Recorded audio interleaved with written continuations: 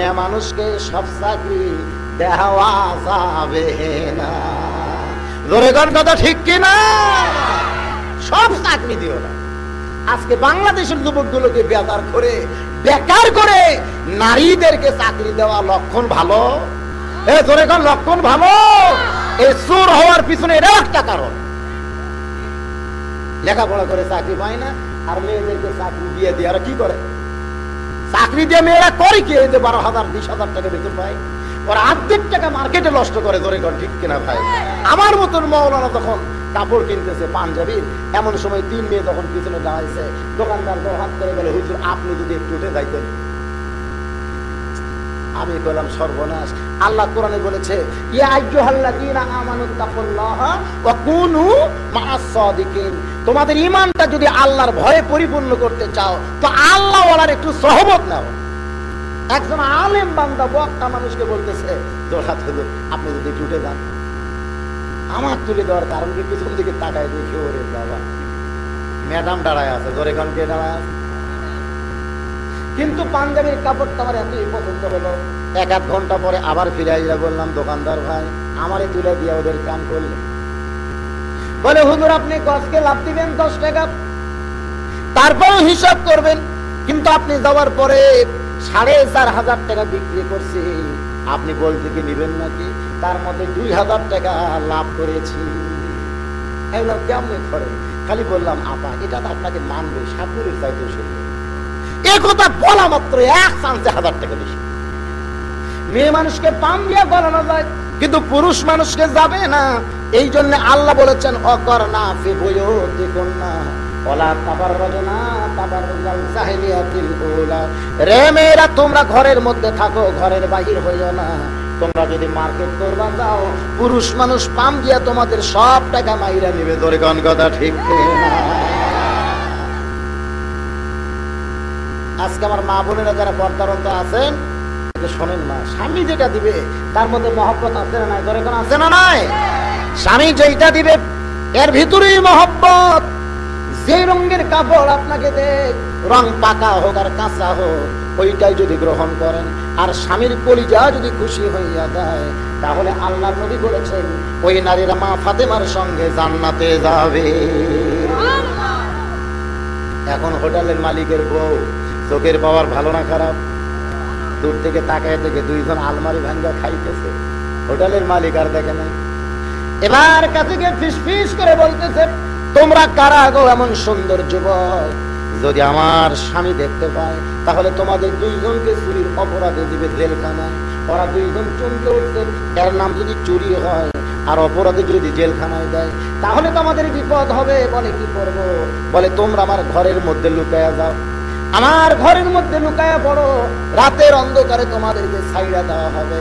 এখন হারুদ মারুদ ওই বইয়ের ঘরের মধ্যে যখন লুকাইছে, ওই যে হোটেলের মালিকের বইয়ের আবার চরিত্র খারাপ, ওভার ডিউটি ভালোবাসে। ধরে কোন কি ডিউটি? ওভার ডিউটি বোঝেন? ওভার ডিউটি বোঝেন? কারণ স্বামী দিয়ে কাম হয় না, এমন মেয়ে মানুষও বাংলাদেশে আছে। ধরে কোন কথা ঠিক কিনা? যে মেয়েরা বেপর্দা হয়ে রাস্তায় ঘোরাফেরা, আপনি মনে করবেন ওই মেয়েটা স্বামীর উপর খুশি না। কারণ বেপর্দা নারী যারা সকলের বউ, তারা এক স্বামী দিয়া তাদের কাম হয় না। এটা আপনারা বিশ্বাস করেন? বেপর্দা নারী যারা সকলের বউ, তারা বিশ্বাস করা লাগবে। কারণ তুমি যদি একজনের বউ হও তাহলে রাস্তায় সাইজা গইজা ঘোরো কেন? রাস্তায় সাদা ঘোরার উদ্দেশ্য হলো রাস্তার মানুষকে আকর্ষণ করা। ধরে কোন ঠিক কিনা? আর যদি সাজবার চাও, ঘরের মানুষকে আকর্ষণ করে তুমি সাজো। ঘরের মানুষকে আকর্ষণ করার দরকার আছে না? যখন মা ফাতেমার বয়স মাত্র 9 বছর, ধরে কোন কয় বছর? এমন সময় আল্লাহর নবী ঘরের মধ্যে ঢুইকা দেখে মা ফাতেমা ছোট্ট মানুষ, হাতের মধ্যে 2টা চুই দিয়ে মুচকে মুচকে হাসতেছে। 9 বছরের মেয়ে মানুষ, বোঝেন না? হাতের মধ্যে 2টা চুরি দিয়ে যখন মুচকে মুচকে হাসে, আল্লাহর নবী বললেন, মা যে দুনিয়াতে সাজবে মা, আল্লাহ তার আখিরাতের সাজ কমায়া দিবে। সঙ্গে সঙ্গে মা ফাতেমা হাতের চুরি 2টা খুলে ফেলে দিলেন। একদিন আল্লাহর নবী যখন মা ফাতেমার বিয়ে হয়েছে, যখন মা ফাতেমার বাড়িতে গেলেন, গিয়ে দেখে মা ফাতেমা ছেঁড়া কাপড় পরে যেমন তেমন পাগলির মতন বসে আছে। আল্লাহ নবী বললেন, মা গো মা, এমন পাগলি হয়ে ঘরের মধ্যে বসে থাকিস কেন রে মা? তুই কি সুন্দর করে সাজতে পারিস না? মা ফাতেমা বলে, বাবা, ওই ছোট্টবেলায় আপনি বলেছিলেন মেয়েদেরকে সাজা চলবে না, যে দুনিয়াতে সাজবে আল্লাহ তার আখিরাতের সাজ কমায় দিবে, সেদিন থেকেই সাজদা গইজ আমি বন্ধ করে দিয়েছি। আল্লাহ নবী বললেন, মা, তখন তোমার বিয়ে হয় নাই বলে আমি সাজতে নিষেধ করেছি, এখন স্বামীর জন্য তুমি যত সাজবে আমার আল্লাহ তোমার প্রতি তত খুশি হবে। তখন বিয়ে হয় নাই দেখে আমি বলেছি সাজো, এখন সাজা লাগবে, কারণ স্বামীর জন্য বিবি যত সাজবে আল্লাহ তত কি হবে, জোরে কর। এখন উল্টা, এখন উল্টা। এটা এরা বোঝে না, তাও কয় খুশি হবে, ছোট মানুষ তারপরে বোঝে। আল্লাহ কি বুঝবে এদের মধ্যে দিল। আমার কোনোদিন হুজুর করে কয়, গাড়ির থেকে নামলে এটাই বললু রে, এটাই বললু। আপনারা তো হুজুর করে কয় এটাই হুজুর রে, কিন্তু এরা জীবনে হুজুর করে না। আর বাড়িতে গেলে আমার বাপ বুঝলি কয়, আর এরা বুঝলি এরা আমার বাপ হচ্ছে, ভালোই বুঝতেছে। আপনারা বুঝতেছেন? আমার মা বোনেরা বুঝলে ভালো।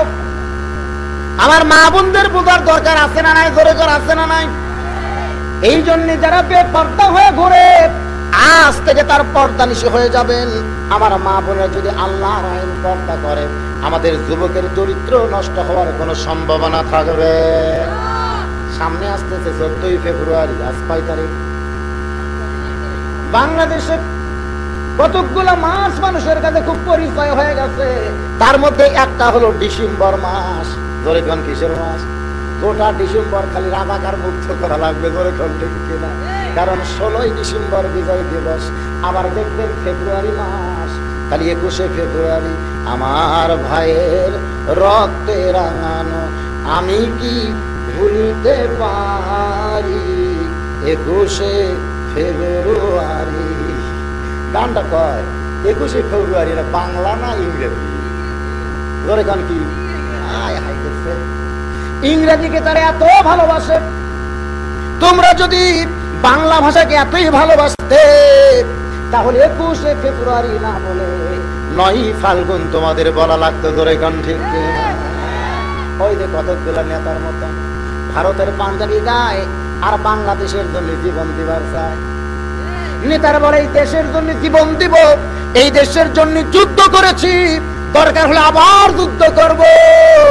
তোর সুপার দিকে তাকায় দেখা যায় তোর সুপা ভারতের মতন সাইজ করছিস, তোর গায়ে ভারতের কাপড় গায়ে দিছিস, এমনকি ভারতের জুতা স্যান্ডেল পায়, এরপরে দেশের জন্য জীবন দিবি। এইটা একমাত্র মুনাফিকি। ধরে গান ঠিক কিনা ভাই? দেশের 4-5 শিল্পীদের মার খাচ্ছে আর তুই বিদেশের কাপড় পরে দেশের জন্য জীবন দিবি, এটা হলো মুনাফিকি। ধরে গান কথা ঠিক কিনা? এটার নাম কি? এরকম মুনাফিক মার্কার নেতা আছে না নাই? বাজান দেখবেন, একটু চোখ খুলে দেখবেন তো। আপনাদের দেখার দরকার আছে না নাই? হ্যাঁ, দেখতে হবে। এই 14ই ফেব্রুয়ারি যুবকদের খুবই দামি জিনিস, নাম হলো ভ্যালেন্টাইন ডে। গত বছর 14ই ফেব্রুয়ারি আমার মাহফিল কমিটিরা বলে, হুজুর আজকে ভালোবাসা দিবসে যুবকরা হয়তো মাহফিলে তেমন আসবে না, মাহফিল বাতিল করা হবে। সর্বনাশ হয়। আমার বগুড়ার লিচু তলায় মাহফিল চলে সাতগ্রামে, ওই যুবকরা ওই সারাদিন খালি ওই করতেছে, বুঝলেন না? ওই ওর কাছে খালি হ্যালো হ্যালো। আমি কইলাম সর্বনাশা কথা, 14ই ফেব্রুয়ারির জন্য মাহফিল বাতিল করা লাগবে? দেখা যাক, যুবক না হলো বুড়া গুলা তো আসবে নাকি? কোন বুড়া গুলা তো আসবে। 14ই ফেব্রুয়ারির পরের দিন রাজা বাজারে আপনার ওই যে সপ্তপদী মার্কেটের সামনে কিন্তু ফুলের দোকান, তাদের একজনকে আমি জিজ্ঞাসা করলাম বাড়ি তাদের কাহালুতে। আমি জিজ্ঞাসা করলাম, ভাই তুমি ফুল বিক্রি কেমন করলাম? বলে অনেক ফুল বিক্রি করছি, 10 টাকার ফুল 100 টাকাও বিক্রি করছি, কিন্তু ফুলের মালা ফুলের তোড়া কিনলো কে? সমস্ত ফুল হলে একই কথা কয়, তারা এখন পর্যন্ত বিয়া করে নাই। কোন স্বামী যদি তার বিবির জন্য কিনত, কিন্তু স্বামী বিবির জন্য কেনে না, প্রেমিক তার প্রেমিকার জন্য কেনে। আজকে আমি আপনাদের বলবো, বিয়ার আগে যেটা করা এটা জায়েজ না হারাম? আর বিয়ার পরে যেটা স্বামী তার বিবির সঙ্গে, এটার নাম কি? এটা হলো হালাল। ধরে গেন, এটা কি? আমাদের 90% মুসলমানের দেশে ওই কাফের বেঈমানদের 14ই ফেব্রুয়ারিকে গ্রহণ করা যাবে না। এটা আমরা দুটা স্যান্ডেল দিয়ে লাথি দিয়ে তাড়াই দিব। ধরে গান কথা ঠিক না। আমাদের ভালোবাসা কোনো একদিনকে ঘিরে নয়, আমাদের ভালোবাসা গোটা বছর। ধরে গান ঠিক কিনা? আমাদের ভালোবাসা একদিন না সব দিন। কিন্তু ওই যে আমেরিকা, রাশিয়া, ব্রিটেন, ফ্রান্স, এরা স্বামী থাকে এক জায়গায়, বউ থাকে এক জায়গায়, বছরে একদিন দেখা হয়। একদিন দেখা হয়, তুমি আমার ভালোবাসা। আমাদেরকে একদিন দেখা হয়, একদিন দেখা হয়। এই জন্য আজ থেকে 14ই ফেব্রুয়ারি কি আপনারা গ্রহণ করবেন? আমি যুবকদের বলতেছি, মুরব্বীরা তো বুঝেনি না 14ই ফেব্রুয়ারি কি। এটাই বছর 5 হলে শুরু হয়েছে, জোরে সোরে। ধরে কোন ঠিক কিনা? আগে খুব একটা হতো না। এবার 14ই ফেব্রুয়ারির জন্য দেখবেন প্রত্যেকটা মিডিয়া, এই যে চ্যানেলগুলো, এই চ্যানেলগুলো আরো বড় হয়। এবারে সবগুলো না, ইসলামিক টিভি আছে, দিগন্ত টিভি আছে, পিস টিভি আছে, ধরে কোন আছে না নাই?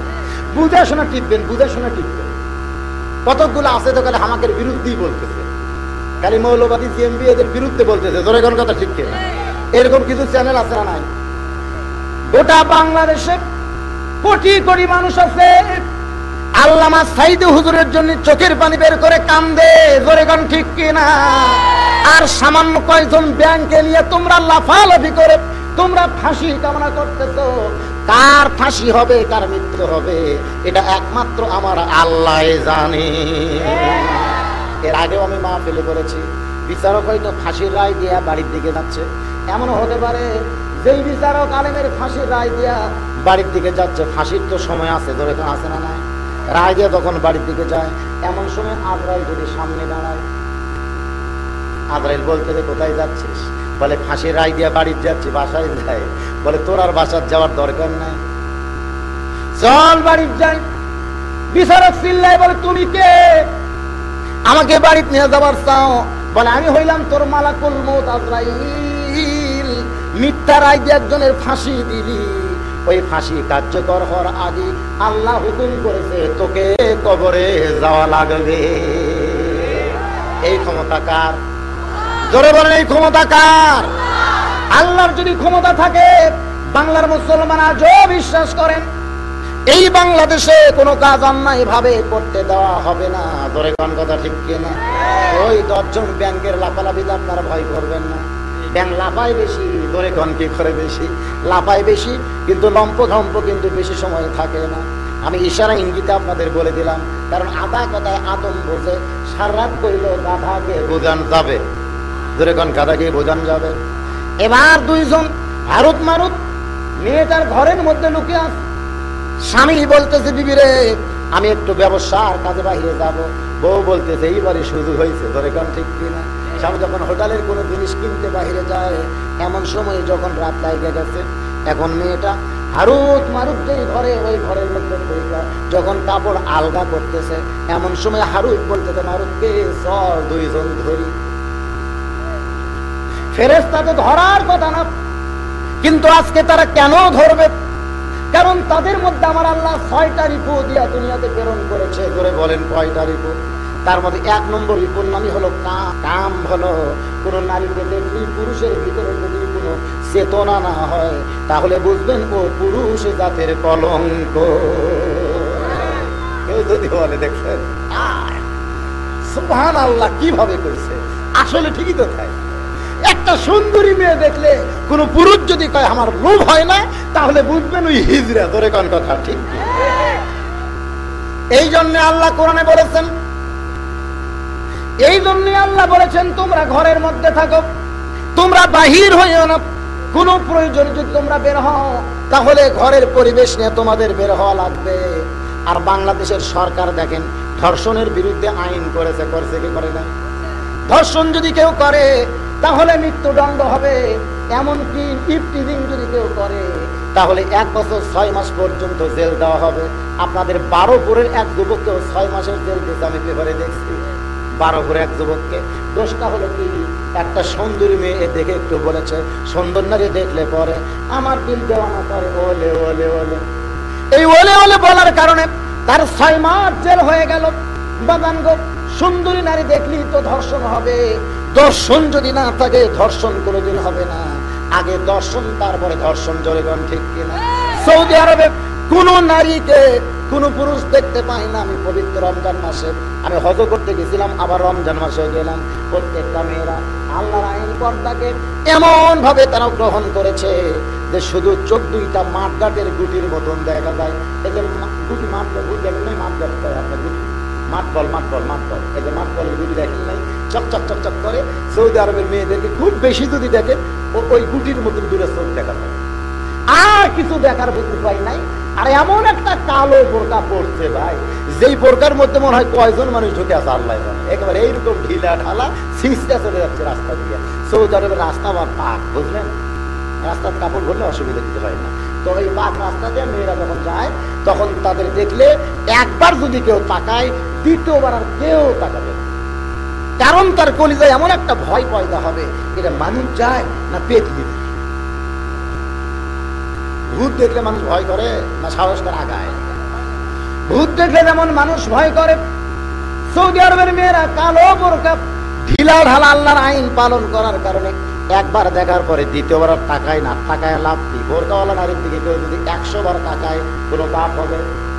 কেন হবে না? কারণ মানুষ যাচ্ছে না, ড্রাম যাচ্ছে, বোঝার উপায় নাই। এটা কি যাচ্ছে বোঝার তো উপায় নাই। আর বাংলাদেশে এমন একটা বোরকা নামছে, যে বোরকা হল স্কিন প্যানের মতো। স্কিন প্যান করলে যেমন সামনের টেবিল টোপলার মতন দেখা যায়, পিছনে কামরাঙ্গার দাগ, ওই কাপড় পরছে না, ন্যাংটা হয়েছে, দূর থেকে বোঝার উপায় নাই। এরকম ফুল প্যান আছে না নাই?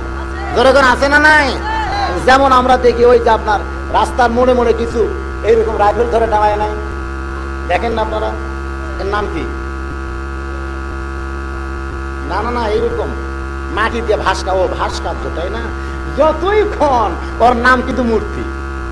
জোরে গান কি? মূর্তি। মূর্তি, যেই মূর্তির বিরুদ্ধে আমার নবী, আজকে সেই মূর্তি মোড়ে মোড়ে, জোরে গান ঠিক কিনা? ওরে এমন ভাবে সাজাই দিচ্ছে, দূর থেকে মনে হয় ন্যাংটা খাড়া আছে, জোরে গান ঠিক কিনা? যারা মুক্তিযোদ্ধা মরে গেছে তারা বলতেছে হাই রে হাই, যদি থাকতাম বাংলাদেশে মূর্তি ভাঙ্গার জন্য আবার যুদ্ধ করতাম, জোরে গান ঠিক কিনা? আজকে মোড়ে মোড়ে এমন মূর্তি দিয়ে দিছে, সেই মূর্তিকে দূর থেকে ন্যাংটার মতন দেখা যায়। স্কিন প্যান্ট পরলে এমন ভাবে দেখা যায় কাপড় পরছে না, ন্যাংটা হয়েছে, বোঝার উপায় নাই। এমন কতগুলা টাইট বোরকা মেয়েরা পরতেছে, যেই বোরকা পরার কারণে ভিতরের সবকিছু বাহির থেকে আন্দাজ করা যায়। আমি বলবো মা গো মা, আপনাদেরকে বোরকা নামক বেড়াটা দিতে হবে ঢিলা ঢালা, ধরে কোন কথা ঠিক কিনা? এবার যেই মাত্র কাপড় আলগা করছে, হারুত মারুত দুইজন বলে ধরতে চাই। কেন ধরবে? এদের ভিতরে কাম ভাব কে দিয়েছে? ফেরেশতা আছে নাকি? যখন ফেরেশতা ছিল তখন ওইটা ছিল না। কাম ভাব যখন জাগ্রত হয়েছে, দুইজন মিলে হোটেলের মালিকের বিবির সঙ্গে কাম করেছে। হোটেলের মালিকের বউ বলতেছে তোমাদের বিরুদ্ধে আমি নালিশ ডাকবো। এখন দুইজন ভয়ে মারতে দৌড়াইতে দৌড়াইতে দেখে অনেকগুলো মানুষ গাছের তলায় মদ পান করতেছে, দাড়ি পান করতেছে। হারুত মারুত মানুষের চেহারায় বলতেছে ভাই তোমরা কি পান করতেছ? আমরা একটু পান করবার চাই। বলে এইটা পান করলে অতীতের সব দুঃখ ভোলা যায়। ওরা দেখতেছে দুইটা দোষ করছি। কয়টা? 1 নম্বর হলো চুরি, 2 নম্বর হলো ব্যভিচার। এই অপরাধ থেকে ভুলে থাকার জন্য একটু মদ পান করি। যখনই মদ পান করছে বলে আরো মদ দাও, নিশা আরো বাইরে গেছে। দিবার যখন পারে নাই তখন মারামারি করে হত্যা হয়ে গেছে। আল্লাহ ডাক দেয় বলে হারুত মারুত রে, আমার বান্দারা সারা জীবনে যাওয়া কাম করে না, 40 দিনের ভিতরেই তোরা তাই করলি। তোরা চুরি করলি, তোরা জিনা করলি, মানুষ খুন করলি, মদ পান করলি। হারুত মারুত চিল্লায় বলে আল্লাহ দুনিয়াতে আসার পরে দুনিয়া যেমন একটা জায়গা, আল্লাহ যে তুমি আসো এইটা মনই থাকে না। আল্লাহ বলে হারুত মারুত আসলে ঘটনা তা নয়, তোদের মধ্যে 6টা জিনিস দিয়েছি। এজন্য একটা গান বর্তমানে বাংলাদেশে গায়, গিয়াছিলাম ভবের বাজারে,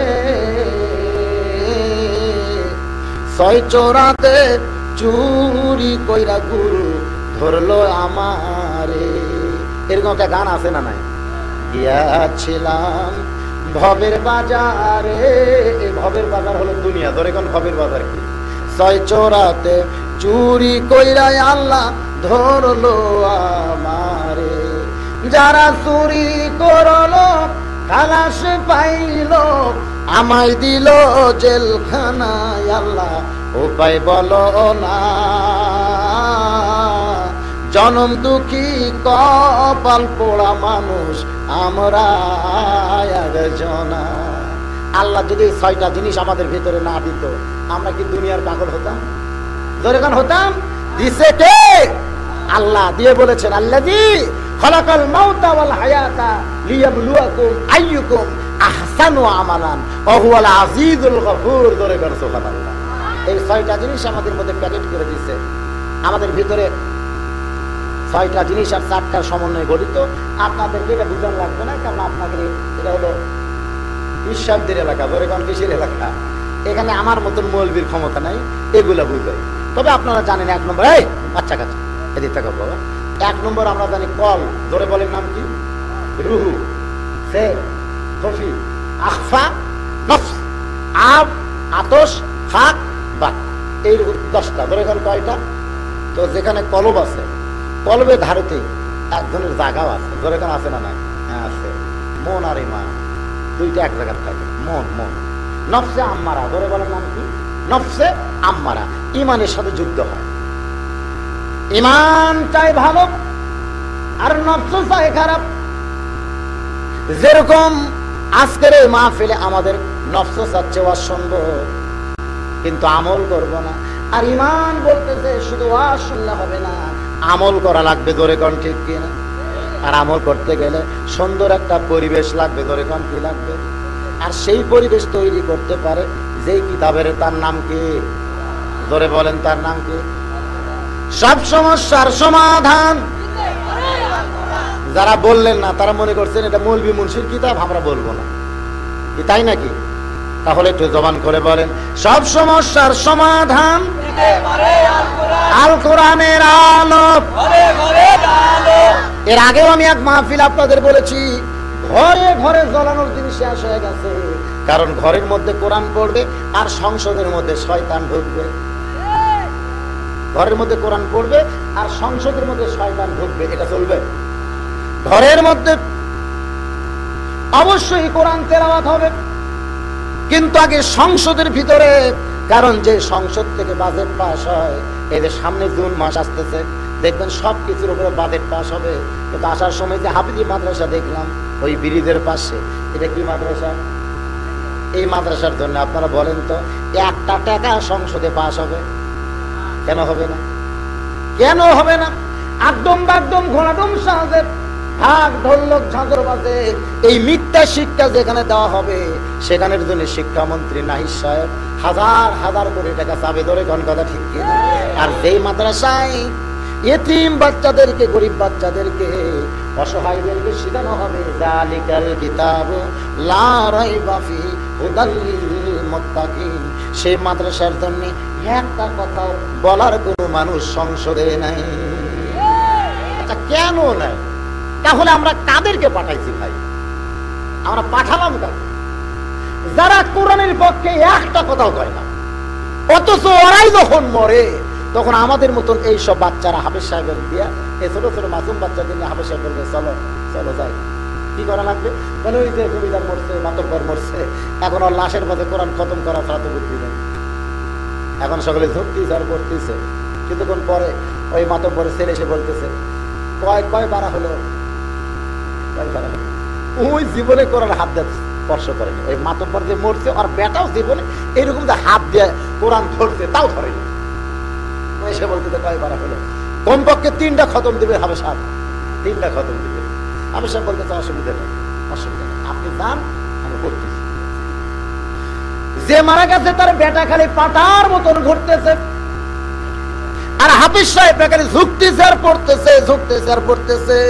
3 খতম পড়ার পরে যখন কয় রব্বানা যালামনা, আল্লাহ কয় যতই দোয়া করবে মৌলবি গুরু কবুল হবে না। যতই দোয়া কর মৌলবি গুরু কবুল হবে না। কেন কবুল হবে না? আবার কি হলো? এটা কি আলো? কারেন্ট দেখছেন? কি একটা সিস্টেম! যেই মাত্র কারেন্ট আসে এরা সঙ্গে সঙ্গে দিবার পারে, যেই মাত্র কারেন্ট যায় এরা সঙ্গে সঙ্গে দিবার পারে না। এই জেনারেটর ভাইরা এরকম সঙ্গে সঙ্গে আবার দেওয়া লাগবে। একটু জিকির করেন লা ইলাহা ইল্লাল্লাহ লা ইলাহা ইল্লাল্লাহ লা ইলাহা লা ইলাহা ইল্লাল্লাহ মুহাম্মাদুর রাসূলুল্লাহ। সকলে বলি সাল্লাল্লাহু আলাইহি সাল্লাম। আপনারা কি মন খারাপ করতেছেন? কারণ এই বছর শুরু থেকে শেষ পর্যন্ত আমি যে আলোচনাটা করতেছি, আপনারা যারা আমার মা ফেলে গেছেন, মাথায় যদি চুলকানি হয়, পায়ের পাতায় ঢোল কোম্পানি মালিশ মার্কা আওয়াজ দিয়ে কোনো কাম হবে? হজর এখন হবে? এখন যে মাসুম বাচ্চারা, ইতিম বাচ্চারা, একটা মাতব্বর মরে গেল, তার ছেলেরা কোরআন পড়া জানে না, কিন্তু আমরা যা কোরআন খতম দিয়ে দোয়া করলাম। কোরআন কি জন্য আইছে নাকি যে একজন মরবে আর তোমরা গিয়া কোরআন খতম দিয়ে দোয়া চাইবে? কোরআন এমন একটি কিতাবের নাম যে কিতাব সম্পর্কে আল্লাহর নবী বলেছেন খায়রুকুম মান তাআল্লামাল কুরআনা ওয়া আল্লামা। ওই ব্যক্তি হলো সবচাইতে দামি যে কোরআন শিখেছে এবং অপরকে শিখায়। তার মানে কোনো কারণে যেন কোরআন শিক্ষার পথ বন্ধ না হয়। কোরআন শিক্ষার পথ বন্ধ করা জায়েজ না হারাম? জোরে কোন জায়েজ না হারাম? কিন্তু হাফিজ সাহেবরা যদি বামপন্থী একজন মাতব্বর মারা গেলে তার লাশের কাছে যদি কোরআন খতম দেয়, তখন ওর 14 গোষ্ঠী মনে করবে কোরআন আমরা পড়ার জন্য না, এরাই হলো কোরআনের গুরু। জোরে কোন কথা ঠিক কিনা? হ্যাঁ, হাফিজ সাহেব যদি মাতব্বর ছেলে সে যদি বলতো ভাই আমার বাপ মরে গেছে, আমার বাবা মরে গেছে, একটু কোরআন শরীফ তেলাওয়াত করা লাগবে, তখন হাফিজ সাহেবের উচিত হলো হাতে একটা পান্টি নেওয়া। ধরে কোন কি নেওয়া? পান্টি নেওয়া। চল তো পান্টি কেন যাবো? তোর বাপের লাশের কাছে আগে তুই কি কোরআন পড়াবো? আমি তোর বাপের লাশের কাছে আমি পড়বো না, তোকে পড়ান লাগবে। ধরে কোন ঠিক কি না? এখন বলতেছে ওযু করাই, গোসল করাই। ওযু গোসল কেন জানিস না? আল্লাহর কোরআন এমন একটা কিতাব যেটা স্পর্শ করার আগেই শরীর পবিত্র রাখা লাগে। ধরে কোন কথা ঠিক কি না? যখন মাতব্বরের ছেলে ওযু গোসল করে এসে বলতেছে আমি তো কোরআন পড়তে পারি। কোরআন না পারিস কায়দা নিয়ে আয়, যা কায়দা নিয়ে আয়। বল আলিফ, বল আলিফ, আলিফ বা তা সা বল। না পারলে শটাশট পিটন।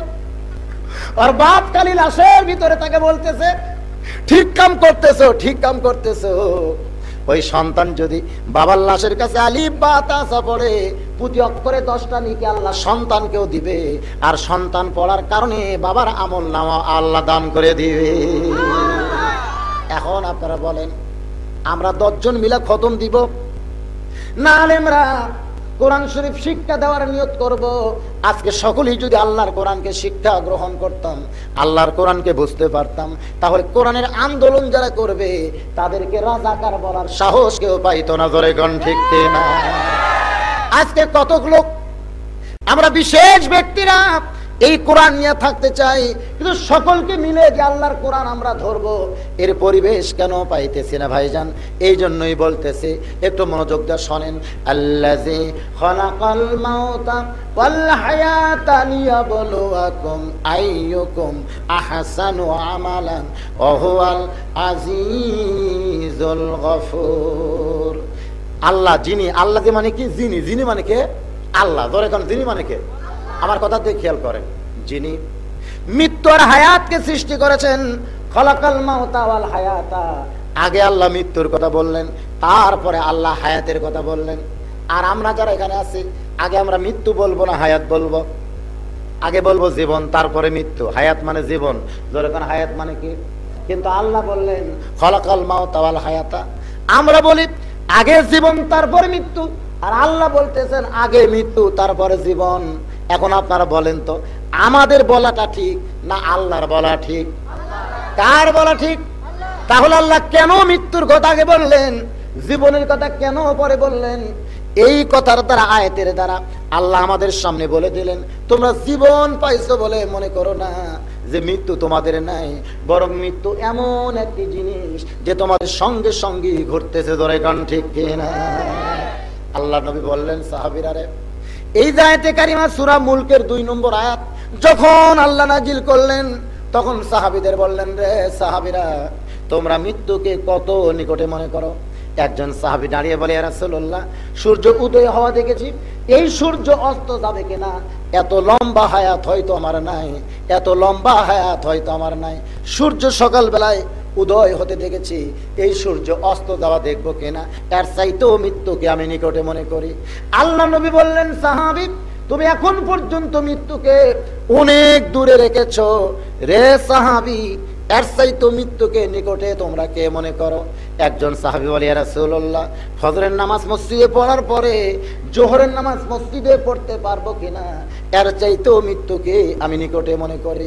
এই জন্যই দেখবেন কোন আল্লাহওয়ালা বান্দারা আল্লাহর ঘর মসজিদ থেকে যখন বের হয়, তখন মসজিদের দিকে কিন্তু তার পিঠ দেয় না, মসজিদের দিকে তার মুখ দেয়। ধরে কান কি দেয়? মুখ দিয়ে বলে, আল্লাহুম্মা ইন্নী আসআলুকা মিন ফাদলিক, ও দরদি আল্লাহ, তোমার ঘরে আইছিলাম তোমার রহমতে।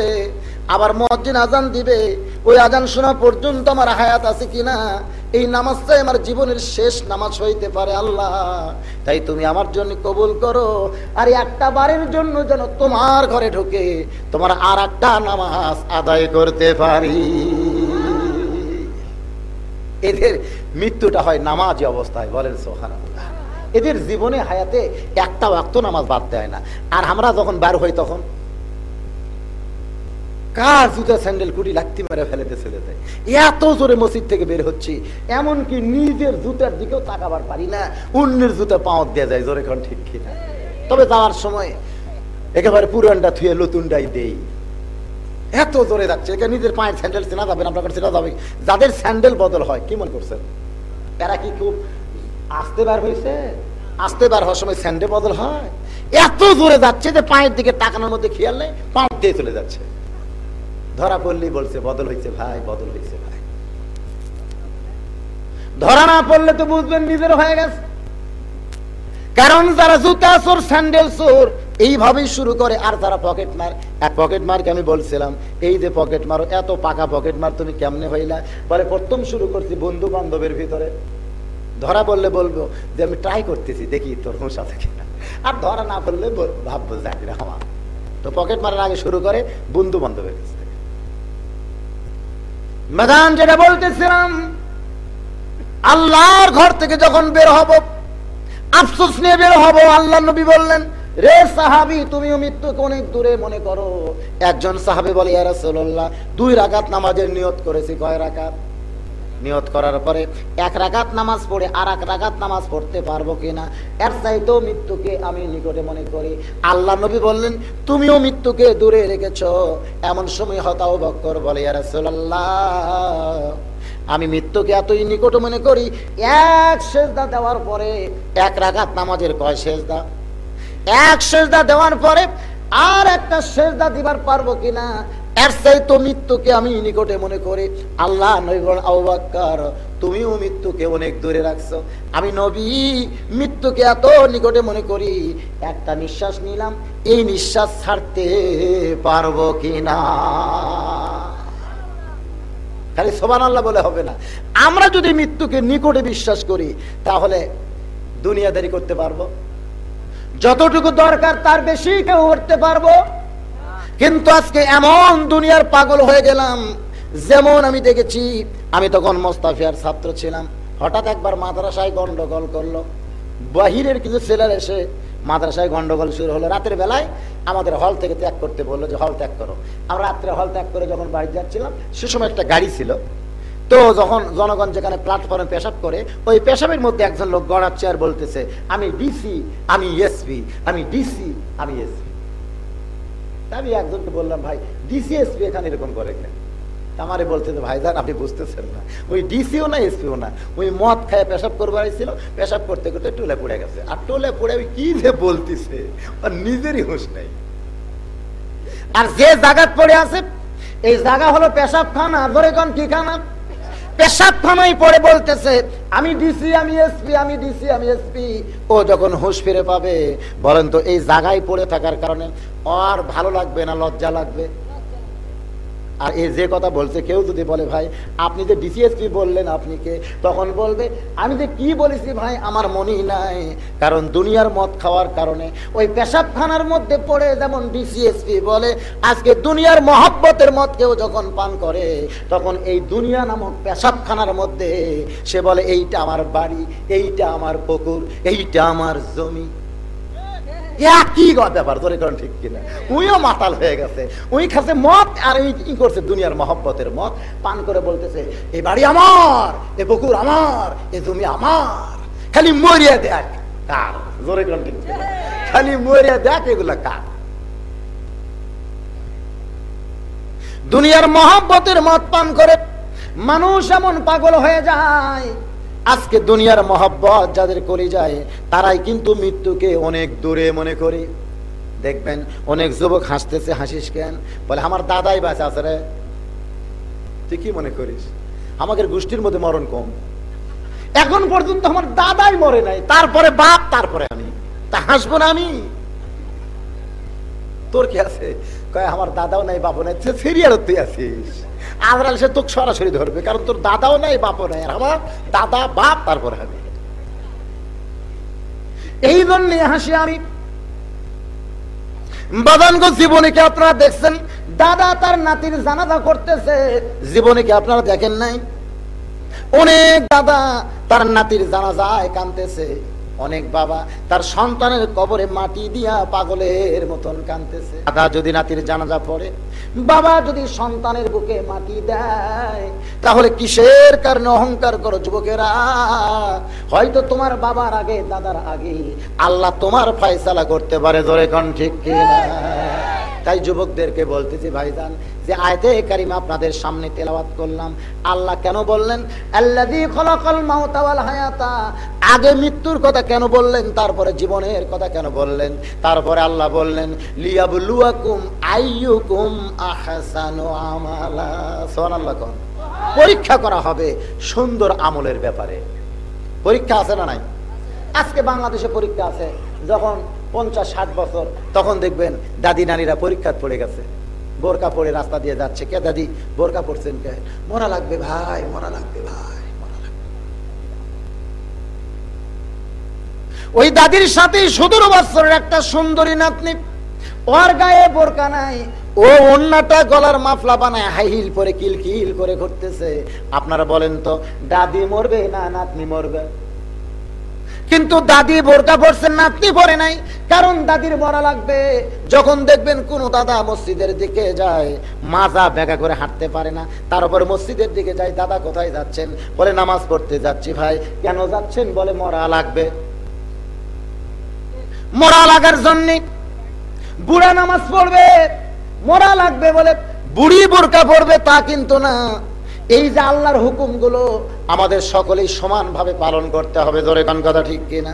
আমি বোঝানোর জন্য বলি, আপনাদের এলাকায় 50 বছরের কোন গাছের গোড়ায় কেউ যদি বেড়া দেয়, গাছের বয়স হলো 50 বছর, জোরে কোন কয় বছর? ওই আমের গাছের গোড়ায় কেউ যদি বেড়া দেয়, আর কেউ যদি জিজ্ঞাসা করে তুমি বেড়া দিচ্ছ কেন, লোকটা যদি বলে গরু ছাগল যদি খায়, গরু ছাগলের হাত থেকে বাঁচানোর জন্য এই গাছের গোড়ায় আমি বেড়া দিচ্ছি, সবাই রাগ করে বলবে তুই পাগল হয়েছিস।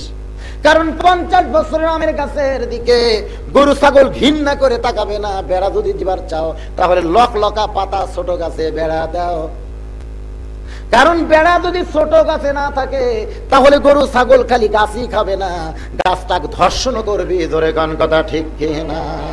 ধর্ষণ মানে বোঝেন? ধর্ষণ মানে বোঝেন? খাবে তো খাবে, আর ভাঙ্গা ফেলে দিবি। ধরে কোন ঠিক কিনা? এখন ওই বেড়া দিয়ে ছোট গাছকে আড়াল করতে হবে, তাহলে ধর্ষণের হাত থেকে, ওই গাছ খাওয়া থেকে, গরু ছাগলের হাত থেকে বাঁচান যাবে। ধরে কোন ঠিক কিনা? আজকে আমাদের বাংলাদেশের যুবতী মা বোনদের জন্য বলতেছি, মা এখন থেকে আল্লাহর আইন পর্দাটা আপনারা মেনে নেন, কারণ পর্দার পরেই মেয়েদের 2 নম্বর আমলের নাম হলো নামাজ। ধরে বলেন নাম কি? নামাজ। আগে কিন্তু নামাজ না। আমার বউকে একদিন পরীক্ষা করার জন্য বললাম আল্লাহর চোখের পাওয়ার কি খারাপ? আল্লাহর চোখ কি খারাপ নাকি? তো বলতেছে না। তুমি তখন যায় নামাজে দাঁড়াও, তখন তো শাড়ি ঘোমটা দিছেই দিছে, আবার দেখবেন অন্যা দিয়ে এমন ভাবে ঠাইকে নামাজত খাড়া হয়েছে, নামাজ যে শেষ করছে। কে গো তুমি যেভাবে যায় নামাজে দাঁড়ালা এইভাবে রাস্তার থাকো না। ব্যাপারটা আল্লাহর চোখ কি খারাপ? তো আল্লাহর সামনে এত পর্দা, ঘরের ভিতরে যাই নামাজে, আর রাস্তাঘাটে যখন ঘোরো তখন পর্দা কম কেন? বাজান আজকে আমার মা বোনেরা, আমি তাদের জন্য বলতেছি, পর্দা যদি না থাকে নামাজ হবে কতক্ষণ পর্দা যদি না থাকে রোজা হবে। এই জন্য নারীদের 1 নম্বর আইয়ুকুম আহসানু আমালা, সুন্দর আমলের মধ্যে 1 নম্বর আমল হলো পর্দা। আর যুবকদের 1 নম্বর আমল হলো কি? নামাজ না। এখন আসেন আমি একটা গজল গাই।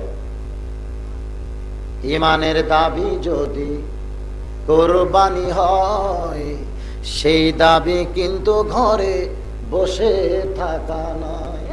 ইমানের দাবি হলো কিছু বিনিময়, সেই বিনিময় যদি কলিজার ঘাম হয়, সেই ঘাম দিতে জানো করি নাহি ভয়। ইমানের দাবি কিন্তু বসে থাকা নয়। যারা যুবক আছেন তাদের জন্য বলতেছি, তারপরে যারা মুরব্বী, কারণ এই একটা আয়াতে আমি আপনাদের সামনে আলোচনা করব। আমি কি আপনাদের বুঝাবার পারতেছি? একটু মনোযোগ দিয়ে শুনবেন। আল্লাযী খালাকাল মাউতা ওয়াল হায়াতা লিয়াবলুয়াকুম আইয়ুকুম আহসানু আমালা। এই যে সুন্দর আমল করার জন্য আল্লাহ আমাদেরকে পরীক্ষা করবেন, আর মৃত্যু আর জীবন দান করেছেন। একটু মনোযোগ দিয়ে শুনতে হবে ভাই, খালি ওয়াজ শুনবো।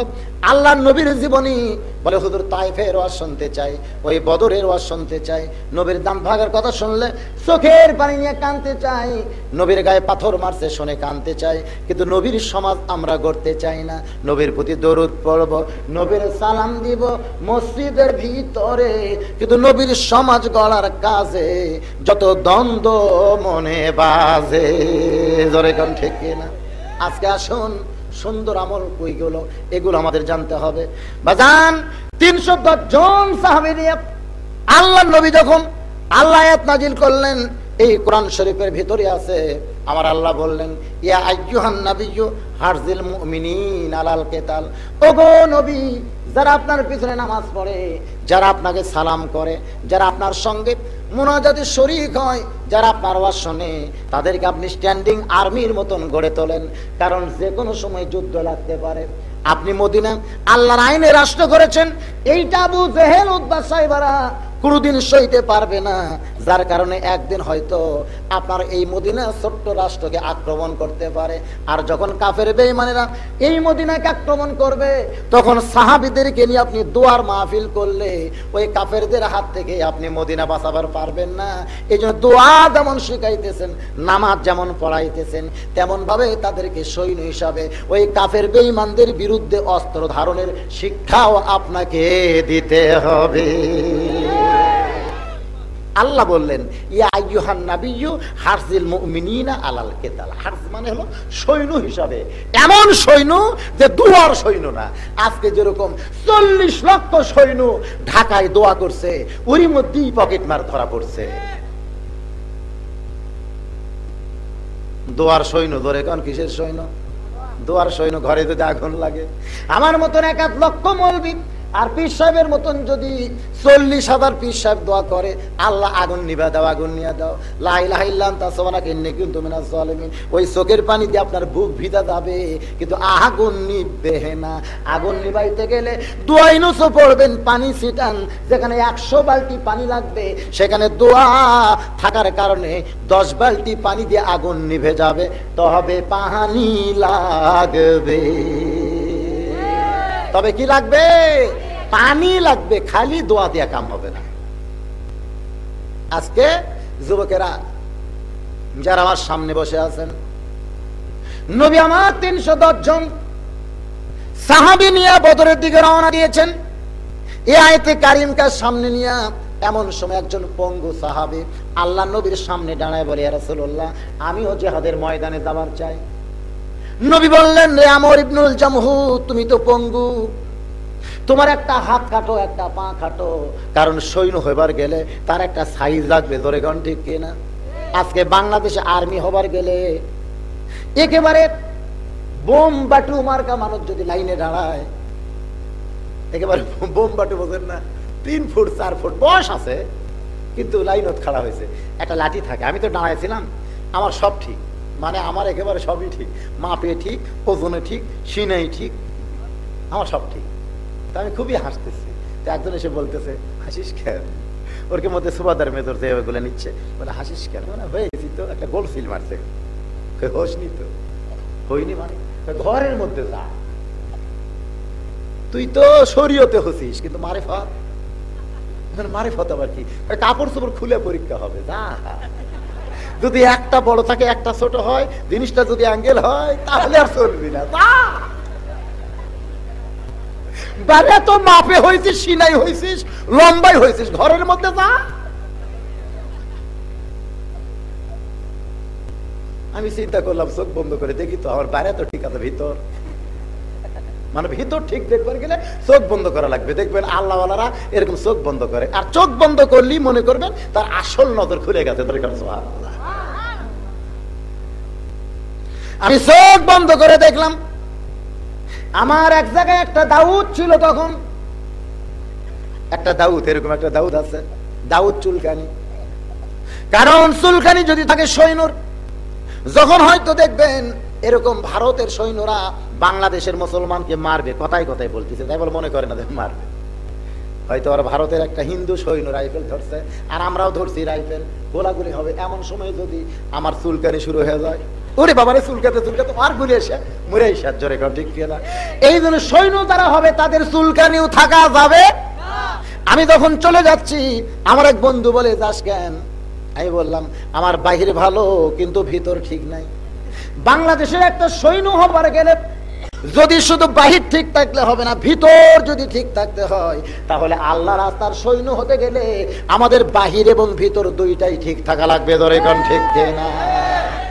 বাহিরে বলবো জিহাদ জিহাদ জিহাদ চাই, শয়তান দেখলে পালাবার চাই, এইটা তো হবে না। যে চারজন সেদিন বগলার মাটিতে শাহাদতের পেয়ালা পান করলো, খেয়াল করে দেখেন বাংলার মুসলমান কেন তারা শহীদ হয়ে গেল? আমরা সীসা ঢালা প্রাচীর মতো থাকতে পারি নাই, যার কারণে অতর্কিত তাদেরকে হত্যা করা হয়েছে। জোরে কোন ঠিক না? খালি মুখে বললে হবে না। আল্লাহর সৈন্য হতে গেলে আল্লাহ রাস্তায় নিজের জীবন ওয়াকফ করে বের হওয়া লাগবে। আল্লাহর নবী বললেন, রে আমর ইবনুল জামহু, আল্লাহর সৈন্য হয়ে যুদ্ধ করতে গেলে তোমার শরীরটা ঠিক থাকতে হবে। বরং তুমি জিহাদের ময়দান না গিয়া বরং তুমি বাড়িতে গিয়া দোয়া করো, আল্লাহ জানো মুসলমানের বিজয় দেয়। জোরে কোন সুবহানাল্লাহ।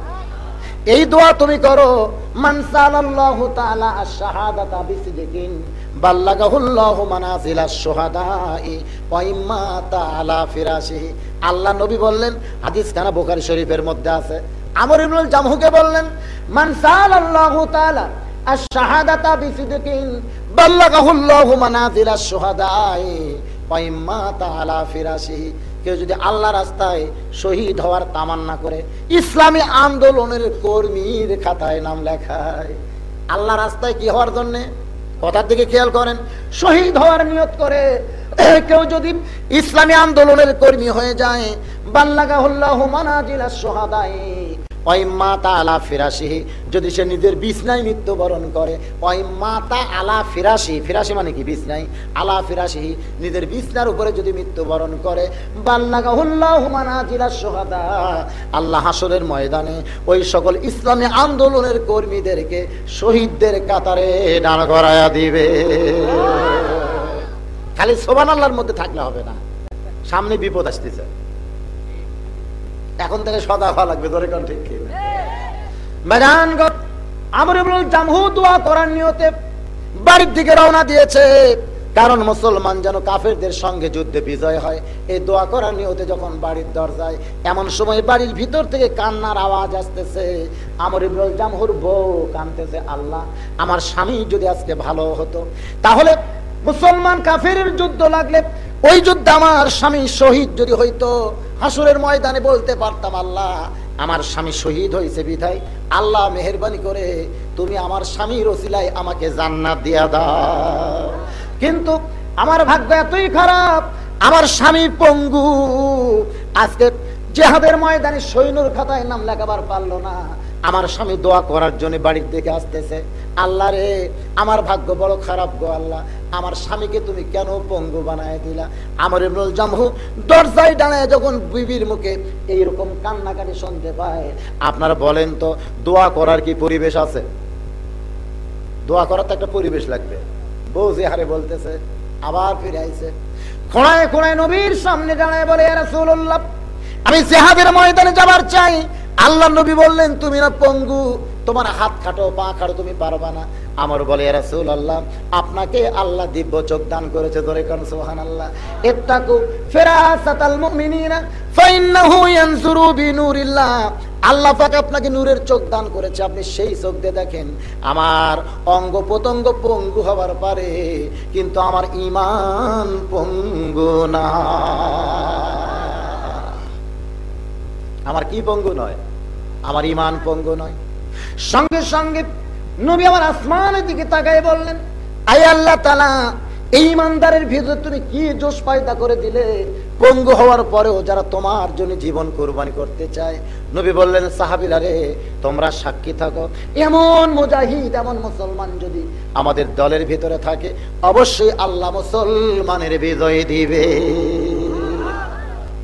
311 জন নিয়ে নবী যখন রওনা দিয়েছেন, এমন সময় দুই ভাই দৌড়ে দৌড়ে আসতেছে। আল্লাহ নবীর সামনে দাঁড়ায় বলে, নবী গো, আমরা শুনতে পাইলাম আল্লাহ নাকি আসমান থেকে অর্ডার করেছে, ইয়া আইয়ুহান নাবিয়্যু হারজিল মুমিনিনা আলাল কিতাল। ওগো নবী, আপনি মুমিনদেরকে স্ট্যান্ডিং আর্মি করে গড়ে তোলেন, মুসলমানকে যুদ্ধ করতে হবে কাফের বেঈমানদের বিরুদ্ধে। আমরা দুইটা ভাই এইটা শোনার পরে আর বাড়ির মধ্যে থাকতে পারলাম না। আমাদের বাপ মা আমাদেরকে বলে দিল, যা তোরা দুই ভাই যুদ্ধে যা, তোর এখন সুবহানাল্লাহ। আল্লাহ নবী বললেন, রে মুআজ আর মুআব্বিস, যুদ্ধ কোনো খেলা না যে তোরা দূরে বসে খেলা দেখবি। যুদ্ধ কোনো খেলা নয়, যুদ্ধ কোনো ক্রিকেট খেলা, ফুটবল খেলা না। যুদ্ধ হলো আল্লাহ রাহিনীর জীবন দেওয়ার খেলা। জোরে কোন কথা ঠিক কি না? সেই খেলার বয়স তোদের হয় নাই। এবার মুআজ বলতেছে, ইয়া রাসূলুল্লাহ, কেন বয়স হয় নাই? আমার দিকে তাকায় দেখেন, আমি তো অনেক বড় হয়ে গেছি। নবী বললেন, বেলাল, তোমার কাছে মাপের কাঠি আছে, তুমি একটু মাপের কাঠি নিয়ে আসো। এবার হযরত বেলাল 5 ফুট 4 ইঞ্চি মাপের একটা লাঠি নিয়ে যখন নবীর হাতে দিলেন, নবী সঙ্গে সঙ্গে মুআজের কাছে লাঠিখানা ধরছেন। নবী তাকায় দেখেন, দুইটা বুড়া আঙ্গুলে ভর দিয়া মুআজ এমন ভাবে দাঁড়াইছে, লাঠিখানা তার মাথা বরাবর হয়ে গেছে। জোরে খান সুবহানাল্লাহ। আল্লাহ নবী বললেন, রে মুআজ, মাপে হওয়া লাগবে, কিন্তু বুড়া আঙ্গুলে ভর দিয়া তো হলে হবে না। মুআজ বলে, ইয়া রাসূলুল্লাহ, আপনি হলেন আল্লাহর নবী, আপনার নজর থাকবে উপর দিকে, মেহেরবানি করে আপনি নিচের দিকে তাকাবেন না। সুবহানাল্লাহ বলে। আপনি কার নবী? আল্লাহর নবী। যেই নবীকে আমার আল্লাহ তাআলা জমিন থেকে আরশ আজিমের ভিতরে নিয়ে গেছে, সেই নবী কি তুই আমুয়া নবী নাকি? মুআজ বলে, ইয়া রাসূলুল্লাহ, আপনি নিচের দিকে কেন দেখবেন? আপনি তাকান মাথার দিকে। আমি যখন লাঠি বরাবর হয়ে গেছি, নবী মুস্কি হাসি দিয়ে বললেন, আল্লাহ গো, এমন যদি একটা যুবক, একটা কিশোর ছেলে আল্লাহর জন্য নিজের জীবন কুরবানি করতে চায়, তাহলে অবশ্যই আসবে মুসলমানের বিজয়। রে মুআজ, তোমারে যাওয়ার হুকুম দিলাম। মুআব্বিস বলে, হুজুর, আমিও তো যাবার চাই। বলে, তুই কি পারবি মাপে হতে? তুই না ছোট ভাই, তুই তো মাপে হবি না। মুআব্বিস বলে, ইয়া রাসূলুল্লাহ, শুধু মাপে হলেই কি হয়? আমার বড় ভাই কোনদিন আমার সঙ্গে কুস্তিতে পারে না। যতদিন আমার সঙ্গে কুস্তি করে, প্রত্যেকদিন আমার নিচে পড়ে যায়। আজকে বিশ্বাস না হয় আপনি লাগায় দেখেন। নবী বললেন, ঠিক আছে, দেখি তোমরা দুই ভাই কুস্তি করো। এবার মুআজ আর মুআব্বিস দুই ভাই যখন কুস্তি লাগছে, এমন সময় মুআব্বিস তার বড় ভাইয়ের কানে কানে বলতে যে, ভাইজান, আমি তো জানি তুমি জিতবে, কারণ তোমার শক্তির কাছে আমার শক্তি কিছুই না। কিন্তু আজকের যুদ্ধে ইচ্ছা করে তোমাকে পরাজয় বরণ করা লাগবে। যদি বদর যুদ্ধে তুমি অংশগ্রহণ করতে চাও, তাহলে আজকের যুদ্ধে তোমাকে ইচ্ছা করে পরাজয় বরণ করা লাগবে। কানের কাছে ফিসফিস করে বলতে যে, ভাইজান, আমরা দুই ভাই আল্লাহ নবীর জন্য নিজের জীবনকে অক্ষ করেছি। তুমি যাবে জিহাদের ময়দানে, আমি যাব না, এইটা কি হয়? কারণ কাফের বেঈমান যখন নবীকে লক্ষ্য করে তীর মারবে, তুমি না হয় নবীর ডান ধারে থাকবে, কিন্তু বাম ধার থেকে কোনো কাফের যদি নবীকে বর্ষা মারে, তখন বলো বাম ধারে কে দাঁড়াবে? তুমি থাকবে সামনে, আমি থাকবো পিছনে, তুমি থাকবে ডানে, আমি থাকবো বামে। কারণ আমরা দুই ভাই যুদ্ধ করার জন্য না, আমার নবীর মহব্বতে তার শরীরের ঢাল হবার চায়। কন্যা সুবহানাল্লাহ। রে মুআজ ভাই, তুমি তো মাফে হয়ে গেছো ভাই, এখন তুমি একটু দুর্বল হয়ে আমাকে তোমার বুকের উপরে উঠাইয়া দাও। এখন মুআব্বিদের কথা শুনে বড় ভাই চোখ দিয়ে দর দর করে পানি আসতেছে। একটু দুর্বল হয়ে ছোট ভাইকে যখন বুকের উপরে উঠাইয়া দেয়, মুআব্বিদ চিল্লায় বলে, নবী গো, আমি তো আপনাকে বলেছি মাপে না হলে কি হবে, শক্তিতে আমার ভাই আমার সঙ্গে পারবে না। সঙ্গে সঙ্গে নবী সাহাবীদের বললেন, তাকবীর দাও, লিল্লাহি তাকবীর। প্রথম তাকবীর নবী দিয়েছেন, সাহাবীদের বললেন, তোমরা আমার সঙ্গে তাকবীর দাও। আজকেও বাংলার মুসলমানকে তাকবীর দেওয়ার দরকার আছে না নাই? তাহলে কত জোরে পারেন? নবী 313 জনকে নিয়ে তাকবীর দিয়েছে। এখানে 313 জনের বেশি না কম? লিল্লাহি তাকবীর। আলেম ওলামার কিছু হলে না, ঘরে ঘরে আগুন জ্বালাবো না, আমরা বলবো লড়াই হবে মোড়ে মোড়ে। জোরে গান কোন জায়গায়? আলেম ওলামার কিছু হলে, কারণ আলেম ওলামারা হলেন জাতির শ্রেষ্ঠ সন্তান। একে একে সমস্ত আলেমকে সাইজ করবে বাজান গো। তাহলে আপনারা ইমাম পাবেন কোথায়, বক্তা পাবেন কোথায়? আমি ওয়াজ করতেছি, যেটা আসল কথা সেটাই বলতেছি। আমার মতন 1000 বক্তা যদি একদিকে ওয়াজ করে, আর আল্লামা সাইদি হুজুর আল্লাহর ওলি যদি একদিকে ওয়াজ করে, আপনারা বলেন তো জনগণ কোন দিকে যাবে? জনগণ কোন দিকে যাবে? আমার মতন 1000 বক্তার তখন ওয়াজ আর কেউ গুনবে না। ওই হুজুরের ওয়াজ শোনার জন্য সকলেই পাগল হয়ে যাবে।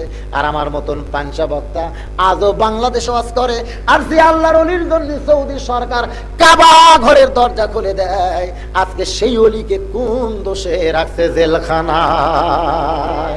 এটা বাংলার মুসলমান জানার দরকার আছে না নাই? জোরে কোন আছে না নাই? কে জানাবে? কে জানাবে আপনাদেরকে? ওই রাজপথের ভাষণে আপনারা জানতে পারবেন না। এটা জানতে গেলে কোরআনের মাহফিলই আমাদের জানতে হবে। জোরে কোন কথা ঠিক না? আজকে সেই কোরআনের মাহফিলে আমি একটা আয়াত আপনাদের সামনে তেলাওয়াত করেছি, আল্লাযী খালাকাল মাউতা ওয়াল হায়াতা লিয়াবলুয়াকুম আইয়ুকুম আহসানু আমালান ওয়া হুয়াল আজিজুল গফুর। আপনারা কি বিরক্ত হচ্ছেন ভাইজান? কারণ আমি তো আজকের মাহফিলটা নিয়েছি এমন ভাবে মাগরিব থেকে এশা পর্যন্ত। এশার আজান অনেক আগে হয়ে গেছে। আপনাদের মনে করেন না যে এশা দেরি হচ্ছে বলে নামাজ হবে না, তা কিন্তু না। কি কন, নামাজ হবে না? নামাজ হবে। অনেকে আনসান করতেছে যে এশা নামাজ তাহলে কখন হবে? নামাজ কি সব দিনে একই টাইমে পড়া যায়? দু একদিন গভীর করে পড়ার উপায় নেই। আল্লাহ রাসূল বলেছেন, তার নামাজের তালিকাটা দেখবেন, তাহলে বুঝতে পারবেন। একটু জিকির করেন লা ইলাহা ইল্লাল্লাহ, জোরে লা ইলাহা, মহব্বতে লা ইলাহা, লা ইলাহা ইল্লাল্লাহু মুহাম্মাদুর রাসূলুল্লাহ। সকলে বলি সাল্লাল্লাহু আলাইহি সাল্লাম। এখন বলেন, এই যে 2টা ভাইয়ের কথা বললাম, আমর ইবনুল জামহুর কথা বললাম, ইনারা কি দেহের জোরে না ইমানের জোরে? ইমানের জোরে। এজন্য সকলে বলেন, ইমানের দাবি যদি কোরবানি হয়, সেই দাবি কিন্তু ঘরে বসে থাকা নয়। সবাই বলেন না কেন? ইমানের দাবি যদি কোরবানি হয়, সেই দাবি ঘরে কিন্তু বসে থাকা নয়। ইমানের দাবি হলো অগ্নিশিখা, বাতিলের বিরুদ্ধে জ্বলতে থাকা। ইমানের দাবি হলো অগ্নিশিখা, বাতিলের বিরুদ্ধে জ্বলতে থাকা।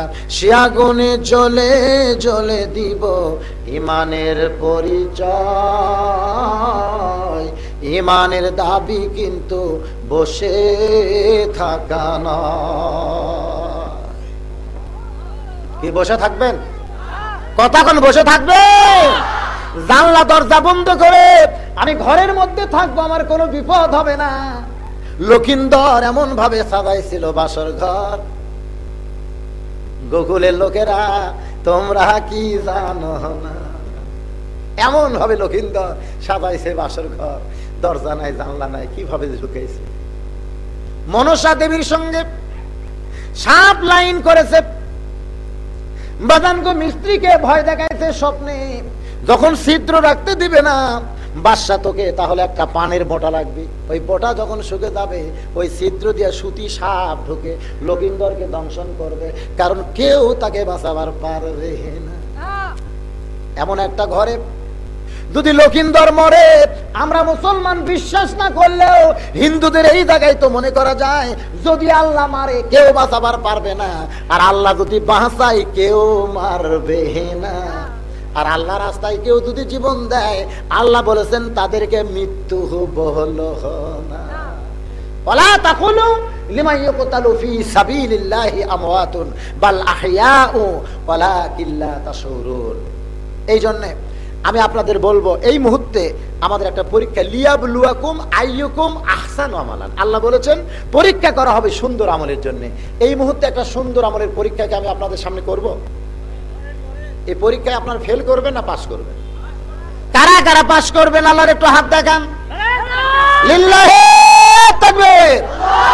হাত নামান, হাত নামান। সেই পরীক্ষাটা হলো যে এই যে মাহফিল কমিটি আমাকে বলতেছে, হুজুর আপনি একটু পরীক্ষা নেন তো আল্লাহর জন্য আল্লাহর ঘরে কারা দান করে আর কারা করে না। কারণ বসে থাকা হলো ফেল করা, আর দান করা হলো পাস করা। যদি মনে করেন টাকা সে দিব না, তাহলে আল্লাহ রাস্তায় জীবনও দিবার পারবেন না। কারণ টাকা আগে না জীবন আগে? জোরে কোন টাকা আগে না জীবন আগে? কেউ যদি বলে আমি জীবন দেব কিন্তু টাকা দেব না, বুঝবেন এটা মুনাফিকি। জোরে কোন ঠিক কিনা? কিন্তু জীবন বাঁচানোর জন্য তো টাকার দরকার, জীবন সাধারণ জন্য টাকা দরকার। তুই টাকাই দিবি না, তুই জীবন দিবি, এটা মিথ্যা। আমাকে বলা হয়েছে হুজুর দেখেন তো যুবকেরা কষ্ট করে মৌমাছি খেলা ঘর, মৌমাছি মৌমাছি খালি মধু অন্বেষণ করে। জোরে কোন মৌমাছি না, মৌমাছি না, মৌমাছি মধুমাছি। জোরে কোন কি মাছি? সেই মধুমাছি খেলা ঘর যুবকেরা আজকের এই মাহফিল করেছে। দেখেন তো ভাই, পরীক্ষায় পাস করবেন না ফেল করবেন চিন্তা করেন তো। চাদর উমাল্লে যাবে না? না টেজর আসবে ওরা? হ্যাঁ, জনগণ যদি দেয় কি পেছন থেকে আর একজন ভালোই আপনাদের কাছে পেছন থেকে চাদর দেয়। কেউ যদি মনে করে যে হুজুর চাদর মধ্যে 10-20 টাকা দেওয়ার চাইতে আপনার হাতে যুবকদের উৎসাহ, কোরআনের ইজ্জতে আমরা 100 টাকা 500 টাকা দেবো, এইরকম যদি কেউ থাকে, হ্যাঁ দেখেন, এই দেখেন পরীক্ষা মাশাআল্লাহ মাশাআল্লাহ পাস করছে, 20 টাকা দিয়ে পরীক্ষায় পাস করছে রে। 20 টাকা দিয়ে আল্লাহ তোমার বান্দা পাস করে গেল। মন বলতে যে 20 টাকা দিয়ে চা খাওয়া হবে, বলে কি বলে না? 20 টাকা দিয়ে পেঁয়াজি খাওয়া হবে, 20 টাকা দিয়ে তোর কত কিছু খাওয়া হবে। ইমান বলতেছে এই পেঁয়াজি চা এটা দুনিয়া রে, আর 20 টাকা দিয়ে আমি জান্নাতে যাবো। জোরে কান সুবহানাল্লাহ। প্রত্যেকের মন আর ইমানের মধ্যে যুদ্ধ চলতেছে। মন বলতেছে দেশ না, ইমান বলতেছে দিয়ে দে। এখন আপনারা কি করবেন? ইমানের সাথে এটা হচ্ছে আশোকলা পূর্ব পাড়া। ওই বিজ্ঞাপন আবার কিসের? ওটা আবার কিসের বিজ্ঞাপন? ও আচ্ছা, শোভা হবে আরেকটা, মানে সবার কলেরা লাগছে।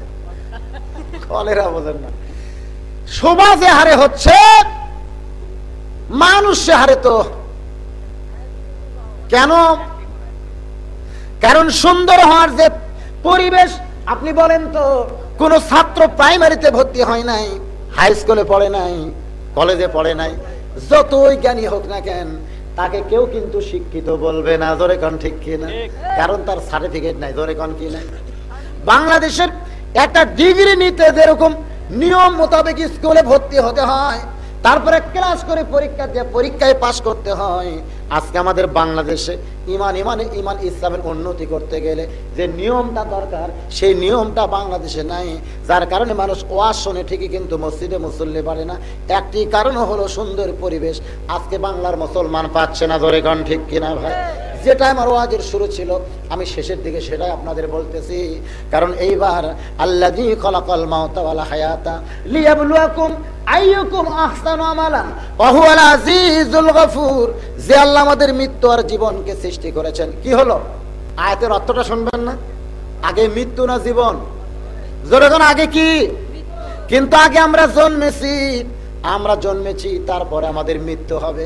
কিন্তু এই আয়াত দিয়ে আমার আল্লাহ বুঝাইলেন মৃত্যুকে তোমরা এত নিকটে মনে রাখবে যার কারণে তোমরা দুনিয়ার কোনো অকাম করতে পারবে না। আজকে মৃত্যুকে যারা ভুলে যায় তারাই কিন্তু অন্যায় করে। জোরে কোন ঠিক কিনা ভাই? দেখেন আমি বোঝানোর জন্য বলি, এই আশোগোলাই বাড়ি বানাইছে। বাড়ি বানানোর পরে বাড়ির চারিধার ঘরে আর মনে মনে কয় এই গ্রামে বাড়ি বানায় বড় ভুল করলাম। এই বাড়িটা যদি বগুড়া শহরে বানাইতাম তাহলে আমার বাড়িটার নাম বাসা হইতো। বগুড়া বাসা বানানোর পরে বাসার চারিধার ঘরে আর মনে মনে কয় আমি বড় ভুল করছি, এই বাসাটা যদি ঢাকায় বানাতাম তাহলে আমার জন্ম সার্থক হয়ে যাইতো। কি জন্ম সার্থক হইতো? মনের আনন্দ নিয়া বাজান আমি ঢাকায় ঘুরতাম। ঢাকায় 10 কোটি টাকা খরচ করে বিশাল একটা বাসা বানায়া এবার বগুড়ার লোককে মোবাইল করে বলতেছে আমার জীবন সার্থক হয়ে গেছে, আমি ঢাকায় একটা বাসা বানায়া আজকে সেই বাসায় আমি উদ্বোধন করতে চাই, তোমরা দোয়া করো, আমার আর কোনো চিন্তা নাই, আর কোনো চিন্তা নাই। এই মনে করে মাইক্রোবাসে চড়ে যখন ঢাকার দিকে রওনা দেয়, বাজায় ঢাকার মিরপুরে বাসা থেকে মাত্র 100 গজ দূরে গাড়ি থেকে নাই মামনের আনন্দ একজনকে মোবাইল করতে যে বন্ধু রে আজকে আমার জীবন সার্থক, 10 কোটি টাকার বাসায় আমি উঠতেছি। এই কথা বলে মোবাইলটা অফ করে যখন বাসার দিকে পা বাড়ায় এমন সময় একজন সামনে দাঁড়ায় বলতে সব বাড়ির যাই। বলে পাগল তুই কে?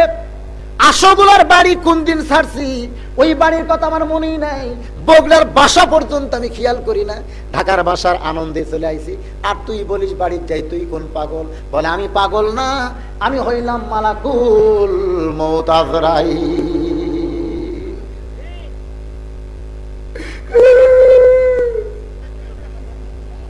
কে কান্দিস কে? কান্দিস কেন? বলে এত টাকা খরচ করে বাসা বানাইলাম, বলে যাওয়ার হুকুম নাই, অন্ধকার কবরে তোকে যাওয়া লাগবে, তোর হায়াত শেষ। আজরাইল বলবে তুই বড় বোকা, দুনিয়ার বাসা বানাইতে বানাইতে তোর হায়াত শেষ করলি, আসল বাসা জান্নাতকে ভুলে গেলি। বড় বোকা রে, তুই বড় বোকা। আল্লাহ কোরআনেও বলেছে ওয়া আনফিকু মিম্মা রাযাকনাকুম মিন ক্বাবলি আন ইয়াতি আহাদাকুমুল মাউত ফায়াকুলা রাব্বি লাউলা আখখারতানি ইলা আযালিন করিব। আল্লাহই বলেছেন আফসোস করে যখন তোমাদের সামনে মৃত্যু চলে আসবে তখন খালি কানবে আর বলবে ভাই এত তাড়াতাড়ি মৃত্যু হবে আমার জানি না ভাই, খালি একটু সময় দাও, এবারের মতন ফিরে দাও আজরাইল। এ কথা যেই বলবে হাদিস শরীফে আছে আজরাইল এত জোরে একটা চড় মারবে, এক চড়ে পেশাবও করবে পায়খানাও করবে। যারা লাশকে গোসল করাবার যায় তারা বোঝে। আপনারা কি লাশ গোসল করান? যারা গোসল করায় না বড়ই পাতার গরম জলে শোয়ায়ামো শাড়ির তলে, যারা লাশটাকে গোসল করায় তারা দেখতে পায় পেশাবও করছে পায়খানা করছে। পেশাব পায়খানা তারাই করে যারা আজরাইলের কাছে যারা বলে এবারের মতন ফিরে যাও রে আজরাইল মিনতি করিয়া কই তোমারে। আজরাইল বলবে তুই আমার চাকরি খাবো, আল্লাহর হুকুমে তোর জান কবজ করবে রাইছি, আর তুই আমার ফিরে যাবার কোষ মারবি থাপ্পড়, এক থাপ্পড়ে পেশাবও করবি পায়খানাও করবি, বেঈমান হয়ে মরে যাবে। আর যারা ইমানদার, যারা আপনাদের মতন দানাদার ইমানদার, আজরাইল দেখে বলবে ভাই এত দেরি করিস কেন? আর দুনিয়াও সিজনুল মুমিনিন, দুনিয়া হলো মুমিনদের জন্য জেলখানা, তুই বুঝিস না? তাড়াতাড়ি আজরাইল বলতেছে আল্লাহ হুকুম না দিলে আসবার বাড়ি ভাই, আল্লাহ পরীক্ষার মধ্যে রাখছে রে, তোরকে জানি ক্ষতি মালিক ক্ষতি জেলত যাওয়া লাগবে, জীবন দেওয়া লাগবে, এগুলো সব তোর করা লাগবে, তোর আল্লাহ দুনিয়ার পাঠাচ্ছে, এজন্য একটু সময় নিছে, এখন আইছি খালি মরবি আর জান্নাতে যাবি। জোরে কেন সুবহানাল্লাহ। আল্লাহ কোরআনে বলেছেন আল্লাহ তাখাফু ওয়ালা তাহজানু ওয়াবশিরু বিল জান্নাহ, তাদের কোনো ভয় নাই, তাদের কোনো চিন্তা নাই, মৃত্যুটা তাদেরকে জান্নাতে পৌঁছে দেয়। এই জন্য আগে মৃত্যুর কথা আল্লাহ বললেন। মৃত্যু মুসলমানের জন্য ভালো না খারাপ? কথা কন, ভালো না খারাপ? আর কাফের বেঈমানদের জন্য জীবনই ভালো, বেঁচে থাকাই ভালো, মরিতে চাই না এই সুন্দর ভবনে। আর আমরা যারা মুসলমান ইমান ইসলামের সাথে ওয়ালা তামুতুন্না ইল্লা ওয়া আনতুম মুসলিমুন, আল্লাহ মুসলমান হিসেবে যেন মৃত্যু দেয়, সকলে বলি আল্লাহুম্মা আমিন। এখন ইস্তেগফার করে আস্তাগফিরুল্লাহ রব্বি মিন কুল্লি জামবি ওয়া তুবু ইলাইহি, আস্তাগফিরুল্লাহ রব্বি মিন কুল্লি জামবি ওয়া তুবু ইলাইহি, আস্তাগফিরুল্লাহ রব্বি মিন কুল্লি জামবি ওয়া তুবু ইলাইহি, লা হাওলা ওয়ালা কুওয়াতা ইল্লা বিল্লাহিল আলিয়্যিল আযীম। আল্লাহুম্মা সাল্লি আলা সাইয়্যিদিনা শাফিনা হাবিবিনা নাবিয়িনা মাওলানা মুহাম্মদ ওয়া আলা আলিহি ওয়া সাহবিহি ওয়া বারাকা ওয়া সাল্লিম। সব